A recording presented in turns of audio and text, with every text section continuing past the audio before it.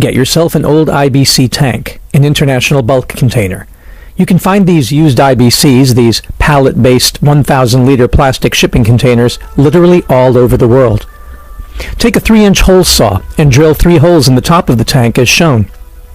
If you're in a place with no electricity and no power drill, take a piece of metal pipe with a 3-inch diameter and heat it up and melt the holes through the plastic.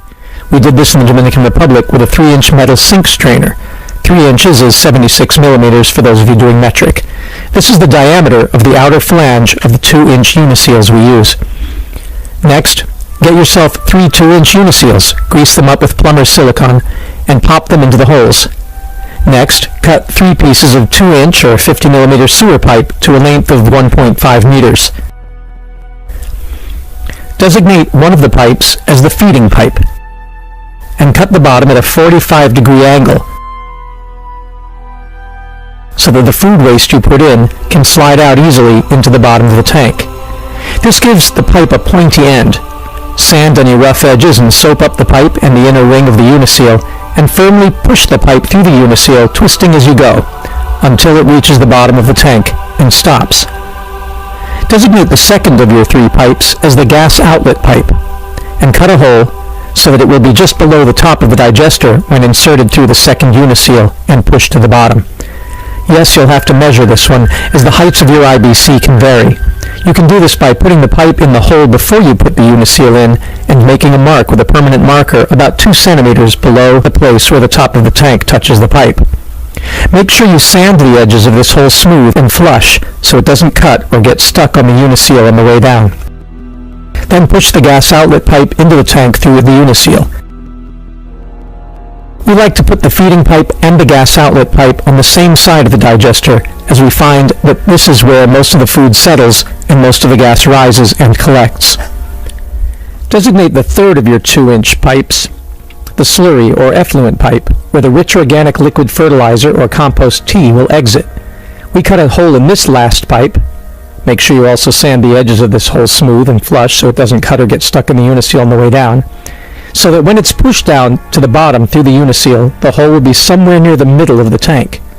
We do this because bioactive solids are being digested at the bottom of the tank, mostly carbs and protein, while lipids, oils, and fats will rise and be digested at the top of the tank, and we don't want to remove feedstock that is still energy-rich. By placing the outflow pipe on the opposite side of the tank, diagonally across from the feeding pipe, we maximize the hydraulic retention time of the feeding material, that is, the time it spends being digested in the tank, so we can win the maximum amount of energy from it.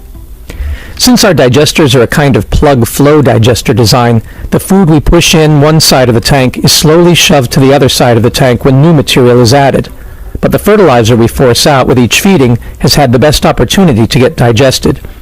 The sludge can stay in for years and years, and only rarely needs to be pumped out to make a solid compost. With these 3 pipes in place, you're basically done with the digester. The rest is plumbing. First, we want to take care of the gas outlet pipe. The 2-inch pipe sticking up above the digester ensures that the gas outlet is well above the water line and is wide enough that manure or other solids you may have put in to inoculate your digester don't clog the pipe and stop the gas from coming out. At the top of this pipe, we put a 2-inch to 1/2-inch PVC reducer, a 1/2-inch PVC ball valve, an elbow, and a 1/2-inch barbed hose connector. We don't glue these on in case we ever need to remove them to clear any possible clogs should they arise. For the fertilizer outlet pipe, we first cut off about 5 centimeters at the top and then attach a 2-inch T, a piece of 2-inch pipe, a 2-inch elbow, and a drain pipe leading to the fertilizer bucket. Every time you add ground up food waste and water to the system from the feeding end, an equivalent amount of bioslurry will be forced out, because the 90-degree part of the T is lower than the feeding pipe. So whenever it's filled, the fertilizer pipe will overspill and drain into the bucket. The open sky-facing part of the T ensures there will be no vapor lock, otherwise you'll get a siphoning effect. A siphon will drain your tank in no time, but with a T, the system automatically regulates. The fertilizer that results is perfect for hydroponic and aeroponic gardens, diluted with gray water 10:1. You should never have to buy fertilizer again. Finally, we put a funnel onto the feeding pipe where ground-up kitchen scraps, old banana peels and plate scrapings and whatnot, are poured. Unlike most compost piles, there is no food waste that you can't put in. Fruit and vegetable rinds, cooked food, meat and grease, you name it. You just have to grind or mash it up and mix with water. Dirty or soapy water is fine, so that it will fit down the pipe without clogging. In the Dominican Republic, we used 5-gallon water jugs cut in half as our funnels. Of course, this digester doesn't store gas, so for that, you'll need some other form of storage. Yes, biodigesters are perfectly safe to use in the home, and they are generally odorless if fed correctly. But if you do want to ensure there will never be any smells emanating from the pipes, pour a thin sheen of vegetable oil or citronella in the feeding and outflow pipes every couple of weeks, and lightly cap them. If you're building your digester outside, there are a couple of things to finish up. If you're in a hot climate, paint your digester black. For one thing, the digesters are animal stomachs with the same microbes that live in animals doing the digestion, and they need to be kept at body temperature. The sun will heat up a black digester and help keep it warm. For another thing, the microbes must be kept in the dark. If light gets into your digester, which it will through the white plastic of the tank, algae will grow in the tank, produce oxygen, and kill off your anaerobic archaea. You'll get lots of gas, but it will all be carbon dioxide.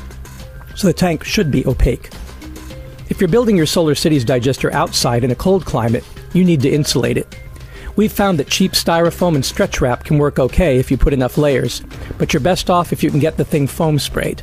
But that's the subject of another tutorial.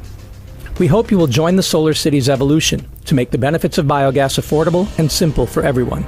It really is easier than you think. So please, do try this at home.